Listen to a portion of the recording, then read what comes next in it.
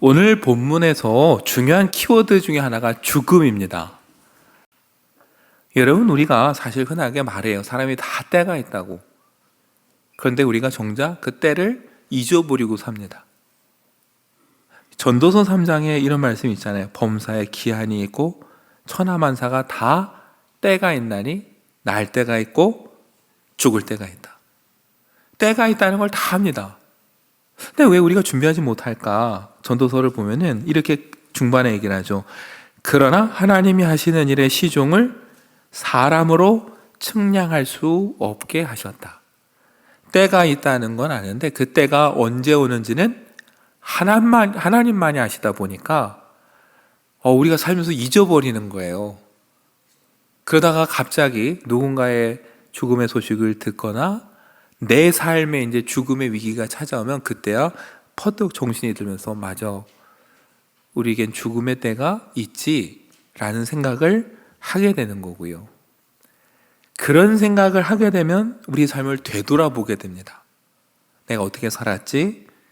그리고 내가 앞으로 어떻게 살아야 될까? 이런 생각을 이제 하게 되는 거죠. 여러분, 그래서 참 역설적으로요, 우리 삶을 잘 살펴보면서 우리가 삶을 잘 살기 위해서는 우린 늘 뭘 생각해야 될까요? 죽음을 생각해야 됩니다. 말이 이상하죠? 잘 살려면 뭘 기억해야 돼요?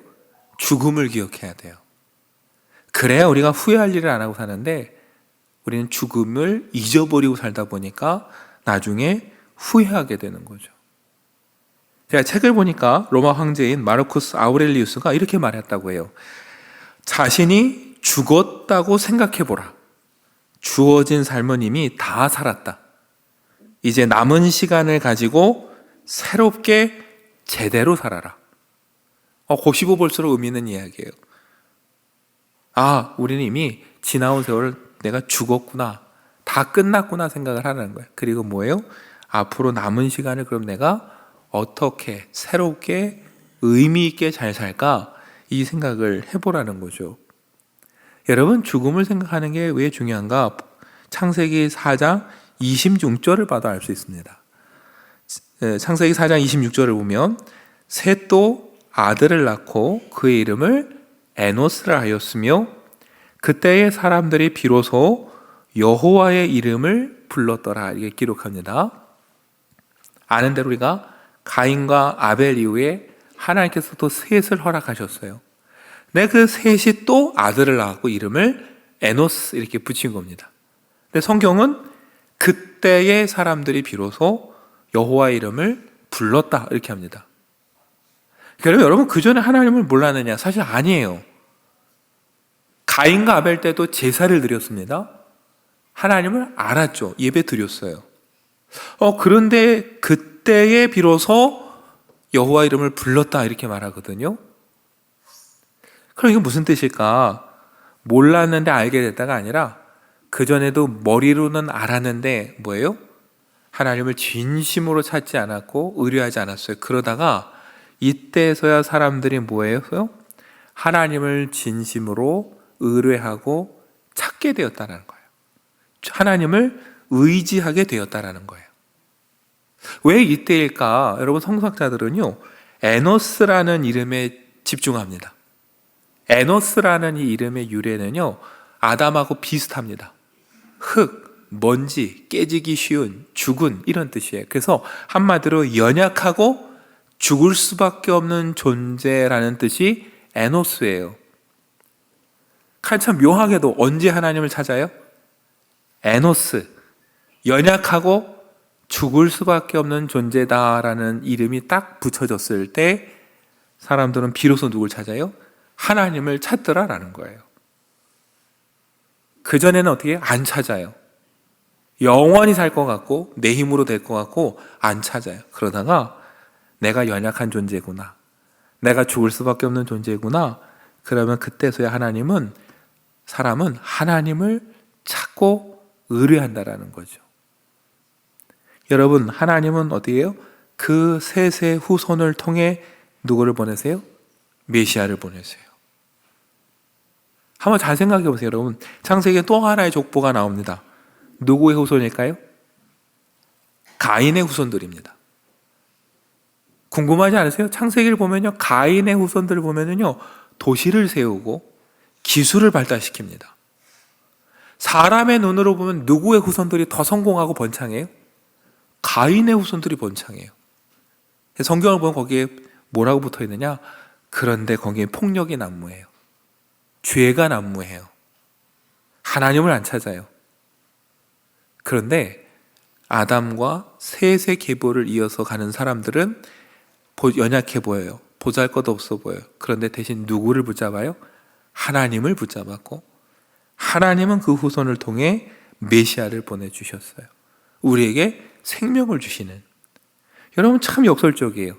죽음을 알면 하나님을 찾게 되고 우리의 삶이 변화되고 오히려 생명을 얻는 이 역설이 어디에 있어요? 성경에 있는 진리예요. 여러분 오늘 누구보다도 죽음을 가까이 하고 산 사람 중에 하나가 우리가 살펴볼 바울입니다. 몇 번 말씀드렸어요.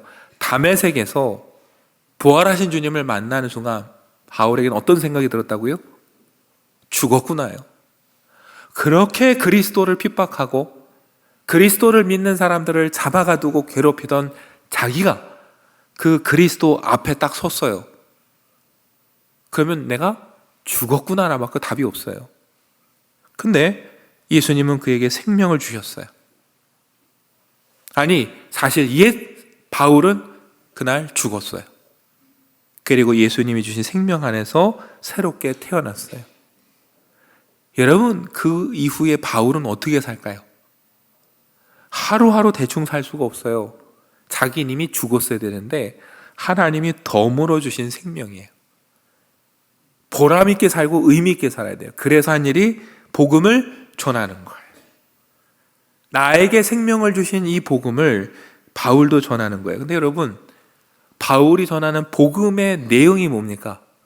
바울의 편지를 보시면요, 제일 많이 하는 말 중에 하나가 그리스도가 죽으셨다는 거예요. 누구를 위해서요? 우리를 위해 죽으시고 부활하셨다는 말이 바울이 하는 말 중에 하나입니다. 그러니까 바울은 자기가 죽음 직전까지 가서 경험을 했고요, 바울이 늘 하는 말 중에 하나가 뭐예요? 죽음이에요. 그리스도가 우리를 위해 죽으셨다. 그리고 부활하셨다. 우리도 죽을 것이다. 그러나 믿는 자들은 죽음은 뭐예요? 잠자는 것이다. 그러니까 바울은요, 죽음이란 단어가 낯선 단어가 아니에요. 두려운 단어가 아니에요. 바울에게 죽음이란 단어만큼 매일매일 쓰는 단어가 없어요. 그러니까 바울은 어떻게 살까요? 늘 죽음 앞에서 사는 거예요. 죽음을 생각하면서. 그리고 동시에 자기에게 생명을 주신 그리스도를 날마다 생각하면서 사는 거예요. 그 고백이 21절에 있는 거예요. 내게 사는 것이 그리스도니. 나에게 사는 것이 그리스도다. 참 알듯 모를 듯한 말이에요. 곧 자기 살아가는 것 자체가 그리스도가 살아가는 것이라는 뜻이고요. 나는 자기는 살면서 날마다 매 순간 살면서 누굴 생각해요? 그리스도를 생각한다라는 거예요. 그리스도의 죽음을 날마다 생각한다는 뜻이에요. 그거를 내게 사는 것이 그리스도다. 이렇게 고백하는 거죠. 여러분 그래서 바울은요, 그렇게 주님을 만나고 주님의 죽으심과 부활을 목격하고 그래서 부활을 알기 때문에 죽음이 더 이상 두렵지 않아요. 그 순간 뭐예요? 삶의 모든 기준이 바뀌었습니다. 그래서 빌립보서 3장 8절과 9절에 이렇게 얘기를 하는 거예요. 세번역 성경에 보면 내 주 예수 그리스도를 아는 지식이 가장 고귀함으로 나는 그 밖에 모든 것을 해로 여깁니다. 나는 그리스도 때문에 모든 것을 잃었고 그 모든 것을 오물로 여깁니다. 나는 그리스도를 얻고 그리스도 안에 있는 사람으로 인정받으려고 합니다. 이게 바울의 고백이에요. 주님을 만나고 죽음 앞에 서봤고 죽음을 날마다 생각하다 보니까 옛날에 그렇게 중요하다고 붙잡던 게 다 소용이 없더라는 거예요. 로마의 시민권, 뛰어난 학벌, 집안, 죽음 앞에 가보니까 그거 아무것도 소용이 없는 거예요. 죽음 앞에 갔더니 가장 소중한 게 뭐예요? 예수 그리스도밖에 없어요. 그래서 자기는 그리스도를 얻는 대신 나머지를 다 어떻게 해요? 해로 여기고 버렸다 인정하면서 나는 유일하게 인정받고 싶은 게 뭐냐면 내가 그리스도의 사람이라는 거 하나 인정받고 싶다. 여러분, 그러니까 이 죽음을 생각하면서 바울은요, 예전과 지금 삶이 확 뒤바뀐 거예요. 예전에 그렇게 붙잡고 의자던 것들 다 소용없구나 버렸고, 옛날에 그렇게 핍박하던 그리스도밖에 없다고 그분만 붙잡고 살아가는 게 바울입니다. 그래서 여러분, 바울은요, 날마다 주님을 생각하고 죽음을 생각하고 부활의 소망 가운데 살아가면서 뭐예요? 그러다 보니까 아낌없이 다 그걸 나눠주는 거예요.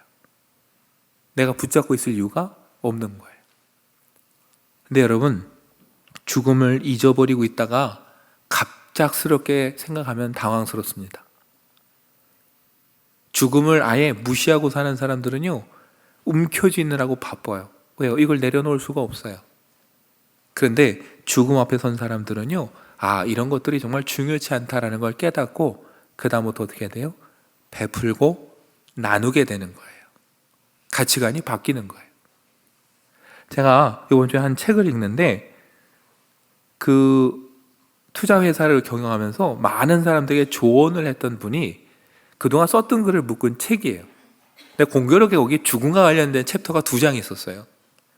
거기에 자기 경험을 쓰는데 유럽에 출장을 갔다가 기념품 가게에서 선물을 샀는데 결제를 잘하고 어떻게 했을까요? 놓고 나왔어요. 네, 그런 때 있죠, 저희도. 그래서 너무 속상해서 화가 났는데 책을 딱 펼쳤는데 거기 어떤 얘기가 나왔느냐, 한 유명한 교수님이 췌장암으로 이제 6개월 판정을 받았어요. 6개월밖에 살 수 없다. 그런데 어느 날 그 교수님이 자기 여동생 집에 가서 이제 조카들을 태워주려고 일이 있어서 가는데 아주 멋진 차를 뽑아서 타고 갔어요. 조카들이 문을 열고 타려는데 여동생이 뭐라고 했냐면은 삼촌차 탈 때 조심해야 돼. 신발 깨끗이 털고 타. 어지럽히면 안 돼. 더럽히면 안 돼. 막 잔소리를 하는 거예요. 근데 여러분, 이 소리를 듣고 있던 삼촌이 어떻게 했을까요? 조카들을 위해서 음료수 캔을 하나 딱 따서요, 자기가 차 뒷좌석에 부었대요. 뭐 하라는 거예요? 애들 보러 전혀 신경 쓸 필요 없다고. 애들 잔소리하지 말라고. 이분이 공항에서 그걸 딱 읽으면서 아, 내가 이거 선물 하나 잃어버렸다고 이거 화내고 속상하고 여기서 짜증낼 일이 아니지. 이 정말 죽음 앞에서 본다면은 다 의미 없는 거 아니야? 그 차도 그 교수가 보기엔 뭐예요? 그냥 차지. 그게 뭐 애들보다 더 중요해? 이런 생각이 드는 거죠. 그런데 어때요? 저 여러분 이제 죽음을 잊고 살기 때문에 애들보다 뭐가 더 중요해요? 차가 더 중요합니다. 네. 네. 가족보다 차가 더 소중한 분들 아마 여기도 계실 수 있어요. 네. 그 책을 쓰신 분이 마지막에 이렇게 썼어요. 아, 생각해보니까 나한테 하는 얘기 같더라. 그래서 뭐라고 고백하냐면은 자기가 유럽에 출장 올 때 아내에게 당부를 했대요. 새로 뽑은 테슬라 차를 절대 흠집 내지 말라고. 자기 와이프는 마트에 가면은 무조건 문 앞에 세우려고 좁아도 비집고 들어가는데 오면서 당부했대요. 절대 흠집 내지 말라. 근데 이 책을 보면서 자기가 반성했대요. 그리고 자기 아내에게 뭐라고 하냐면은 이 글을 읽는다면 그 쇳덩어리는 당신이 원하는 아무 데나 주차해도 된다. 자기가 생각해 봤다는 거예요. 내가 6개월만 산다면 테슬라 차가 무슨 의미가 있지? 그 차가 뭐 그렇게 내 아내보다 더 소중할까? 그 순간 뭐라고 그래요? 아, 그 쇳덩이 아무 데나 주차해도 된다. 너그럽게 바뀌는 거예요. 근데 여러분, 그러지 못하면 어때요? 왜 거기다 댔냐? 누가 차 흠집 냈냐 하면서 싸우고 화내고 다투는. 여러분, 죽음 앞에서 우리가 우리 자신을 볼 때 그렇게 기준이 바뀌고 가치관이 바뀌고 삶의 모습이 바뀌는데 바울이 바로 그런 삶을 살았어요. 그리스도를 만나고 기준이 변화되고 그리고 그리스도와 함께 살아가면서 날마다 죽음을 생각하고 대신 죽음만 생각한 게 아니라 부활을 꿈꾸면서 그는 정말 세상을 향해 담대하게 살아간 거죠. 그러나 여러분, 우리가 오해하면 안 돼요. 그렇다고 바울이 무조건 죽음을 예찬하느냐? 아니에요. 바울에게 중요한 건 죽느냐 사느냐가 아니에요. 무엇이 더 유익하고 하나님의 영광을 드러내느냐, 거기에 관심이 있는 거예요. 그래서 여러분 21절부터 보면은 21절 후반부에 뭐라고 합니까? 죽는 것도 유익함이라. 바울 개인에게는요, 여러분, 그동안 선교 여정 중에 너무 죽을 고비를 넘겨서 고생이 많았어요. 부활을 꿈꾸는 바울에게는 그래서 만약에 자기가 이 감옥에서 나가지 못하고 죽는다면 슬픈 일만은 아니라는 거예요. 왜요? 주님을 만날 수 있기 때문에. 천국에서 더 이상 수고를 안 해도 되니까 생각해보면 죽는 것도 나에게는 뭐예요? 유익하다라고 판단을 내린 거죠. 근데 22절에 뭐라고 합니까? 그러나 만일 육신으로 사는 이것이, 즉 하나님께서 허락하셔서 자기를 살려서 이 감옥에서 내보낸다면 그것도 뭐예요? 내 일의 열매일진데 무엇을 택해야 하는지 나는 알지 못하노라. 나를 살려서 보내신다면 그것도 하나님 뜻인데, 그럼 새롭게 얻은 생명을 가지고 내가 무엇을 해야 될지 잘 모르겠다라는 거예요. 그러니까 바울은 여러분, 죽느냐 사느냐를 갖고 지금 고민하고 죽을까 살까를 선택하는 게 아니에요. 하나님이 날 데려가셔도 나는 거기 순종할 거예요. 하나님이 날 살려두셔도 나는 거기 순종할 거예요. 근데 뭐가 더 유익한가를 고민하는 거예요. 나의 유익을 찾을 것인가? 아니면 하나님의 맡겨주신 일을 먼저 생각할 것인가? 그러면서 고민이 되는 거예요. 그래서 23절에 자기 처지를 이렇게 묘사해요. 내가 그 둘 사이에 끼었으니. 뭐예요? 죽는 것과 사는 것 사이에 끼었다 그랬는데요. 이 표현 재미난 표현이에요. 제가 찾아보니까 여기에 나온 헬라어 원어가 언제 쓰이냐면은 여행객이 길을 가는데 양쪽에 협곡이 높게 섰어요. 협곡 사이에 길이 하나 났어요. 여러분, 이 순례자 여행가가 어디를 갈 수밖에 없어요? 그 한 길을 그냥 걸어갈 수밖에 없어요. 이 절벽과 이 절벽 사이에 끼어서 그냥 협곡 사이에서 이 길을 걸어가는 거예요. 자기에게 선택권이 없어요. 그러니까 사실 죽느냐 사느냐는 바울에게 선택권이 있는 게 아니라 누구에게 있어요? 하나님이 선택권을 갖고 계세요. 그런데 바울은 그래서 죽느냐 사느냐 고민하는 게 아니에요. 하나님이 결정하시면 자기는 뭘 해도 좋아요. 그런데 이 순간 교회를 위해서 유익한 건 뭘까? 이걸 생각하는 거예요. 여러분, 죽음 앞에서요, 바울은 생각하는 게 우리와는 차원이 다른 사람이에요. 죽음 앞에 직면했을 때 우리는 뭘 생각할까요? 근데 바울은 그 순간에도 나에게 유익한 것은 뭘까? 아니, 나보다 교회에, 빌립보 교회에 더 유익하게 되는 일은 뭘까? 그걸 생각하는 거예요. 그러면서 여러분 23절에 쭉 설명합니다. 차라리 세상을 떠나서 그리스도와 함께 있는 것이 뭐예요? 나에게는 훨씬 더 좋은 일이고 그렇게 하고 싶어요. 그러나 24절에 뭐예요? 내가 육신으로 있는 것이 너희를 위하여 더 유익하리라. 내가 사는 건 나를 위해서라기보단 뭐예요? 빌립보 교회 너희에게 더 유익하게 될 것이다. 그래서 내가 하나님이 어떤 선택을 하실지 내가 기도하고 있고 내가 어느 걸 더 기도하고 사모해야 될지 고민하고 있다지, 죽느냐 사느냐 이거 갖고 막 심각하게 고민하는 거 아니라는 얘기예요. 바울은 살든 죽든 다 초연해요. 단지 하나님 뜻이 뭘까? 내가 더 뭘 위해서 기도해야 될까? 그러니까 마지막 순간쯤 뭐예요? 교회와 다른 이들을 걱정하면서 기도한 사람이 바울입니다.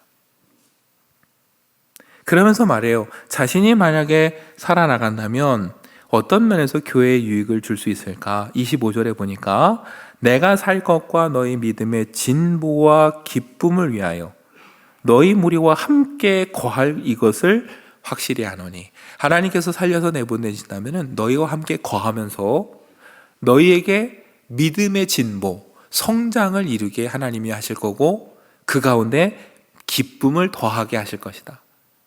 여러분, 바울이 그 고난 자체를 이겨내고 교회에 돌아온 것 자체가 뭐가 돼요? 용기가 되고 힘이 되고, 아, 하나님 이렇게 살아계시구나, 믿음의 성장을 이루고 기뻐하게 하는 거예요.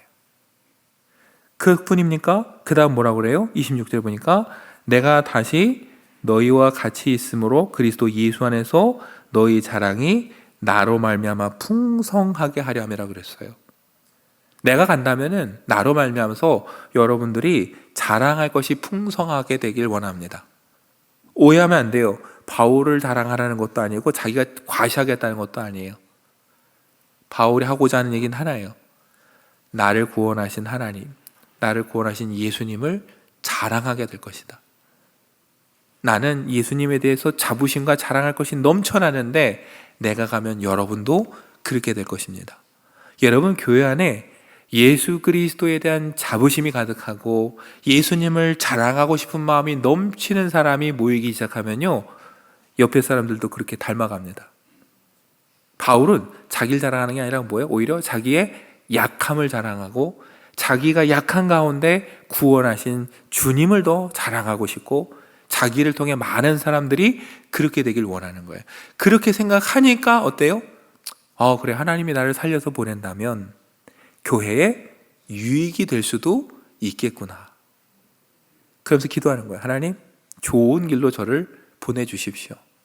저를 위해 불러주셔도 좋고 교회를 위해 보내셔도 제가 순종하겠습니다. 여러분, 이게 믿음의 고백입니다. 우리가 사순절을 보내고 있습니다. 여러분, 예수님이 사실 바울보다 훨씬 본을 보여주셨어요. 마지막, 예수님은 이 땅에 태어날 때부터 어쩌면 죽음을 생각하고 오셨어요. 30여 년을 죽음을 준비하신 분이에요. 그래서 본인이 해야 될 일이 무엇인지 너무 잘 아셨고 마지막 순간까지도 제자들을 끔찍히 아끼셨고 마지막 순간까지도 아버지의 뜻이 이루어지기를 기도하셨어요. 왜요? 죽음을 생각하고 오셨기 때문이에요. 그 은혜로 아까 말했죠, 주님이 죽음을 생각하신 덕분에 저와 여러분이 생명을 얻었습니다. 그 은혜를 기억하면서 이 사순절을 보내면 좋겠습니다. 우리를 위해 죽으시고 부활하신 주님을 생각하면서 여러분과 저에게 죽음과 부활은 어떤 의미일까?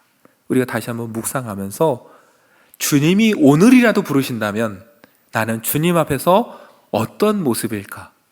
여러분, 이 생각으로 우리가 이 한 주간 선택하고 살아가는 하루하루가 되시기를 간절히 축원합니다.